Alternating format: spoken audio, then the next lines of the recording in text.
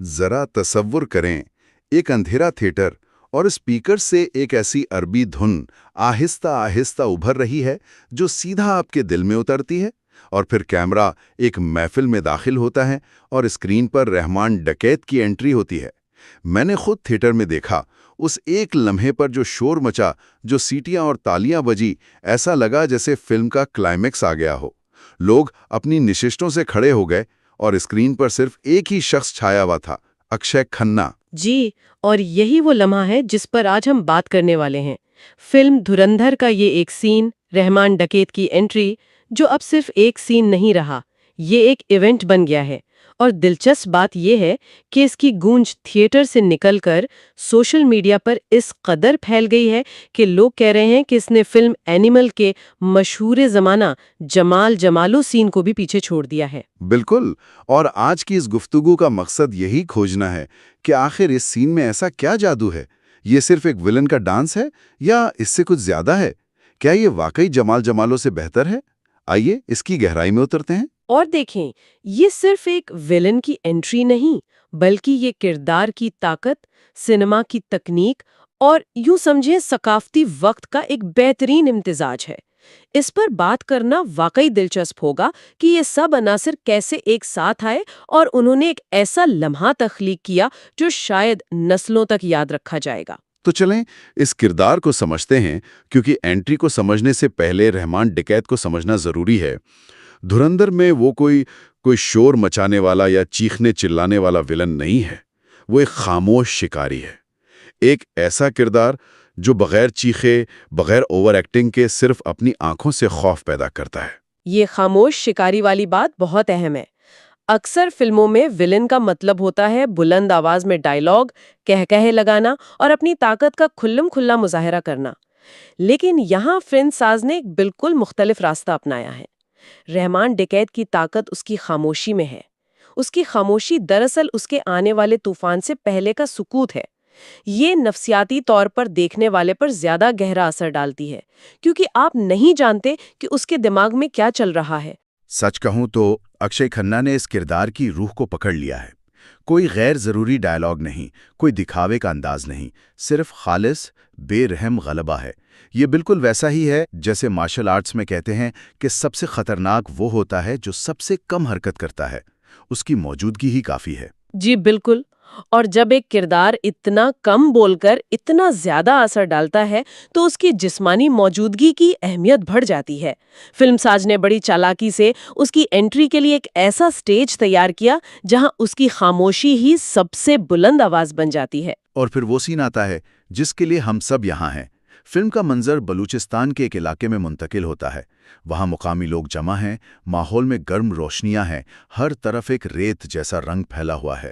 Camera پہلے آپ کو ماحول دکھاتا ہے اور پھر پس منظر میں وہ عربی بلوچی فیوژن موسیقی شروع ہوتی ہے۔ وہ دھن بذات خود ایک کردار ہے۔ اس میوزک پر تھوڑی بات کرنا ضروری ہے۔ یہ صرف ایک عربی دھن نہیں ہے، اس میں بلوچی سازوں کا، شاید دمبورک کا ایک ہلکا سا ٹچ ہے جو اسے ایک مخصوص علاقائی شناخت دیتا ہے، لیکن اس کی بیٹ اور لے بین الاقوامی ہے۔ یہ فیوژن ہی اسے اتنا منفرد بناتا ہے۔ یہ آپ کو ایک ہی وقت میں زمین سے جڑا ہوا اور پراسرار محسوس کراتی ہے۔ بالکل، تو موسیقی شروع ہوتی ہے، لوگ رقص کر رہے ہوتے ہیں اور کیمرہ آہستہ آہستہ جیسے خود کسی چیز کی تلاش میں ہو اس ہجوم سے گزرتا ہے، اور پھر بھیڑ کے بیچ سے ایک شخصیت نمایاں ہوتی ہے۔ سفید کرتا، گلے میں اسکارف اور ایسی آنکھیں جن میں ایک عجیب سی تیزی اور ٹھہراؤ ایک ساتھ ہے۔ ہاں، تیزی اور ٹھہراؤ ایک ساتھ ہے۔ اس سین کی کوریوگرافی بھی کمال کی ہے۔ کیمرہ کسی کو تلاش نہیں کر رہا، بلکہ وہ قدرتی طور پر اس کردار کی طرف کھنچا چلا جا رہا ہے۔ وہ باڈی لینگویج جو یہ کہتی ہے، یہ محفل میری ہے۔ رحمان ڈکیت رقص کرنے والوں کے بیچ چل رہا ہے، وہی موسیقی، وہی ردھم، لیکن وہ رقص نہیں کر رہا، وہ اس محفل پر حکمرانی کر رہا ہے۔ اس کی چال میں کوئی جلدی نہیں ہے۔ اور جس لمحے وہ موسیقی کی تھاپ پر ایک قدم رکھتا ہے، صرف ایک قدم، پورا تھیٹر گونج اٹھتا ہے۔ سچ بتاؤں تو رپورٹس یہی ہیں کہ لوگ لفظی طور پر اپنی سیٹوں سے کھڑے ہو گئے تھے۔ یہ وہ لمحہ ہے جہاں سنیما جادو بن جاتا ہے۔ وہ رقص نہیں، وہ ایک اعلان ہے، طاقت کا، کنٹرول کا اور اس بات کا کہ اس علاقے کا بادشاہ آ چکا ہے۔ یہاں دلچسپ بات یہ ہے کہ یہ ڈانس نہیں بلکہ طاقت کا اظہار ہے۔ اکشے کھنہ کوئی تربیت یافتہ ڈانسر کی طرح پیچیدہ حرکتیں نہیں کر رہا، وہ کم سے کم حرکات سے زیادہ اثر پیدا کر رہا ہے۔ ایک بھوے کا اشارہ، کندھے کی ایک چنبش، ایک دھیما سا موڑ، اور دیکھنے والا سمجھ جاتا ہے کہ یہ ہیرو نہیں، یہ باس ہے۔ اس میں کوئی مکالمہ نہیں، صرف خالص ویژول سٹوری ٹیلنگ ہے۔ اس سین کی خاموش طاقت کو دیکھ کر مجھے بے اختیار ایک اور ویلن کی انٹری یاد آ گئی جو اس کے بالکل برعکس تھی۔ میرا اشارہ ظاہر ہے فلم اینیمل میں بابی دیول کے جمالو سین کی طرف ہے۔ وہ سین بھی اپنے آپ میں ایک آئیکن بن چکا تھا، ایک گونگا ویلن، ایک طاقتور بیک گراؤنڈ گانا اور سفاکیت بھرا انداز۔ لیکن رحمان ڈکیت کا سین اس سے مختلف کیسے ہے؟ یہ ایک بہت اہم نقطہ ہے اور فرق بہت واضح اور گہرا ہے۔ بابی دیول کا سین بنیادی طور پر جارحیت پر مبنی تھا۔ اس کا مقصد خوف اور خطرہ پھیلانا تھا۔ وہ اپنے دشمنوں کے بیچ ناچ کر انہیں للکار رہا تھا۔ اس کی ہر حرکت میں ایک وحشت تھی، ایک چیلنج تھا۔ وہ کہہ رہا تھا، میں یہاں تباہی مچانے آیا ہوں۔ جبکہ رحمان ڈکیت کہہ رہا ہے، یہاں کی ہر چیز پہلے سے ہی میری ہے۔ بالکل۔ اکشے کھنہ کا سین کنٹرول اور غلبے پر مبنی ہے۔ اس نے خوف نہیں پھیلایا بلکہ پوری محفل کو اپنی جیب میں ڈال لیا۔ وہ کسی کو چیلنج نہیں کر رہا، وہ بس یہ بتا رہا ہے کہ سب کچھ پہلے سے ہی اس کا ہے۔ اس کی انٹری میں کوئی بے چینی نہیں، کوئی غیر متوقع پن نہیں کہ اب کچھ برا ہونے والا ہے، بلکہ ایک ٹھہراؤ ہے، ایک اعتماد ہے کہ جو ہونا ہے وہ اسی کی مرضی سے ہوگا۔ یعنی اینیمل میں انٹری خطرے کی گھنٹی تھی، جبکہ دھرندر میں انٹری بادشاہ کی آمد کا اعلان ہے۔ صرف اعلان نہیں بلکہ ایک طرح سے تاج پوشی ہے۔ خطرے کی گھنٹی تو تب بجتی ہے جب خطرہ آنے والا ہو، یہاں تو وہ پہلے سے ہی مالک ہے۔ اسی لیے لوگ کہہ رہے ہیں کہ جمالو بھی اس کے آگے دھیما لگتا ہے۔ ایک کردار افراتفری پھیلاتا ہے، دوسرا کردار افراتفری کو کنٹرول کرتا ہے۔ یہی بنیادی فرق ہے جو اس سین کو ایک الگ اور شاید زیادہ پختہ سطح پر لے جاتا ہے۔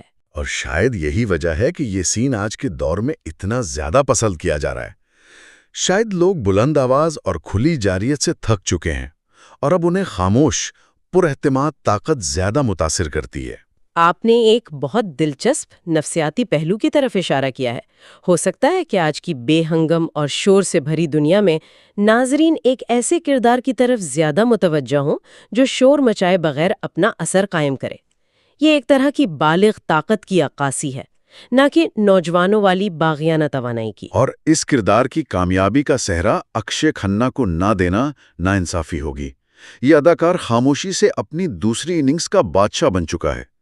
ایک وقت تھا جب وہ دل چاہتا ہے کہ سدھارتھ یا تال کے مانو مہتا جیسے نرم اور رومانوی کرداروں کے لیے جانے جاتے تھے، اور وہ کردار بھی انہوں نے کمال کے نبھائے تھے۔ لیکن اب جو تبدیلی آئی ہے وہ غیر معمولی ہے۔ درشم، اتفاق اور اب دھرندھر جیسی فلموں کے ساتھ وہ یہ ثابت کر رہے ہیں کہ ان کی اداکاری کی رینج کتنی وسیع ہے۔ وہ گہرے، منفی اور پیچیدہ کرداروں میں خود کو منوا رہی ہیں۔ رحمان ڈکیت کا کردار اسی ارتقاء کا عروج ہے۔ اس نے یہ دکھایا ہے کہ ایک اداکار اپنی عمر اور تجربے کے ساتھ کس طرح اپنے فن کو مزید نکھار سکتا ہے۔ یہ کردار ایک ایسے اداکار کی نشانی ہے جو اپنے کمفرٹ زون سے باہر نکل کر چیلنجز قبول کر رہا ہے۔ بالکل۔ اس کردار کے بعد کوئی بھی ہدایت کار اگر ایک ایسے ویلن کی تلاش میں ہوگا جس میں صرف خوف نہیں بلکہ ایک ناقابل فراموش اورا بھی ہو، تو اکشے کھنہ کا نام ان کے ذہن میں ضرور آئے گا۔ یہ کردار ان کے کیریئر کے لیے ایک سنگ میل ثابت ہو سکتا ہے جو انہیں ایک لیجنڈری اداکار کے طور پر قائم کرے گا۔ تو آخر یہ سب مل کر کیا بناتا ہے؟ اگر ہم اس سین کے وائرل ہونے کی وجوہات کو سمیٹنا چاہیں تو وہ کیا ہوں گی؟ میرے خیال میں موسیقی تو ظاہر ہے ایک بہت بڑا حصہ ہے۔ ہاں، وہ دھن تو جیسے کانوں میں بس جاتی ہے۔ اس کی بیٹ ایسی ہے جو بار بار سننے پر مجبور کرتی ہے، اور سوشل میڈیا کی مختصر ویڈیوز یعنی ریلز اور شارٹس کے لیے بہترین ہے۔ یہ اس کی پہلی اور سب سے واضح وجہ ہے۔ لیکن صرف میوزک اسے اتنا بڑا نہیں بنا سکتی تھی۔ دوسری وجہ یقیناً کردار کی وہ خاموش طاقت ہی ہوگی جس پر ہم اتنی دیر سے بات کر رہے ہیں۔ بالکل، دوسری وجہ کردار کی طاقت ہے۔ یہ صرف ایک انٹری نہیں بلکہ یہ کردار کے تعارف کا ایک مکمل سبق ہے کہ کس طرح بغیر ایک لفظ کہے ایک کردار کو اسکرین کا بادشاہ بنایا جا سکتا ہے۔ اور تیسری چیز جو اکثر لوگ نظر انداز کر دیتے ہیں وہ ہے وقت کا انتخاب۔ وقت کا انتخاب؟ اس سے آپ کی کیا مراد ہے؟ دیکھیں، فلم بین اینیمل کی وجہ سے اس طرح کے ایک طاقتور ویلن انٹری سین کے لیے پہلے سے ہی تیار تھے۔ ان کے ذہن میں ایک معیار قائم تھا اور دھرندر نے انہیں اسی طرز کا ایک بہتر اور زیادہ نفیس ورژن پیش کر دیا۔ یہ ایک پرفیکٹ سٹارم بن گیا جہاں صحیح وقت پر صحیح چیز سامنے آئی۔ اگر یہ سین اینیمل سے پہلے آتا تو شاید اس کا اثر اتنا بڑا نہ ہوتا، لیکن اینیمل نے زمین تیار کی اور دھرندر نے اس پر فصل کاشت کر لی۔ واہ، یہ تو بہت دلچسپ زاویہ ہے، اور عوام کا رد عمل اس بات کا ثبوت ہے۔ تھیٹر کے رپورٹس کے مطابق اس سین پر لوگوں کا رد عمل غیر معمولی تھا۔ پہلے قدم پر سیٹیاں، دوسری بیٹ پر تالیاں، اور آخری پوز پر لوگ کھڑے ہو گئے۔ یہ وہی لمحہ ہے جسے لوگ پیسے وصول سین کہتے ہیں، اور اب سب کی ایک ہی مانگ ہے کہ اس کا پورا ویڈیو گانا ریلیز کیا جائے۔ اور اگر یہ گانا باقاعدہ طور پر یوٹیوب پر آ گیا تو اس کے کروڑوں ویوز یقینی ہے۔ یہ صرف فلم کا ایک سین نہیں رہے گا بلکہ ایک ثقافتی رجحان بن جائے گا۔ لوگ اسے پارٹیوں میں، شادیوں میں اور اپنی سوشل میڈیا ویڈیوز میں استعمال کریں گے۔ اس کی عمر فلم کی تھیٹر ریلیز سے کہیں زیادہ لمبی ہوگی۔ تو آخر میں ہم یہ کہہ سکتے ہیں کہ دھرندھر مجموعی طور پر ایک بڑی تفریح فلم ہے، لیکن اگر کوئی ایک چیز اسے تاریخ میں یادگار بنائے گی تو وہ رحمان ڈکیت کا کردار اور خاص طور پر اس کی یہ انٹری ہے۔ یہ صرف ایک ویلن کا ڈانس نہیں بلکہ یہ سنیما کی تاریخ کا ایک یادگار لمحہ بن گیا ہے۔ آپ کی بات کو آگے بڑھاتے ہوئے میں کہوں گی کہ یہ سین اس بات کی بھی مثال ہے کہ اچھا سنیما کیسا ہوتا ہے۔ یہ صرف کہانی سنانا نہیں بلکہ ایک احساس، ایک تجربہ تخلیق کرنا ہے۔ رحمان ڈکیت کی انٹری ایک ایسا ہی تجربہ ہے۔ ایک طرح سے اینیمل نے آگ لگائی تھی، دھرندھر نے اس آگ کو عربی بیٹ پر نچا دیا۔ کیا خوب کہا! اور یہ واقعہ ایک اہم سوال بھی اٹھاتا ہے۔ کیا آج کے سوشل میڈیا کے دور میں کسی سنیما کے لمحے کی کامیابی کا اصل پیمانہ باکس آفس نہیں بلکہ یہ ہے کہ اسے لاکھوں چھوٹی اسکرینوں پر کتنی بار دہرایا، ریمکس کیا اور نئے معنی پہنائے جاتے ہیں؟ رحمان ڈکیت کی یہ انٹری اس بات کا ثبوت ہے کہ ایک طاقتور لمحہ تھیٹر کی دیواروں کو توڑ کر ڈیجیٹل دنیا میں اپنی ایک الگ لافانی زندگی شروع کر سکتا ہے۔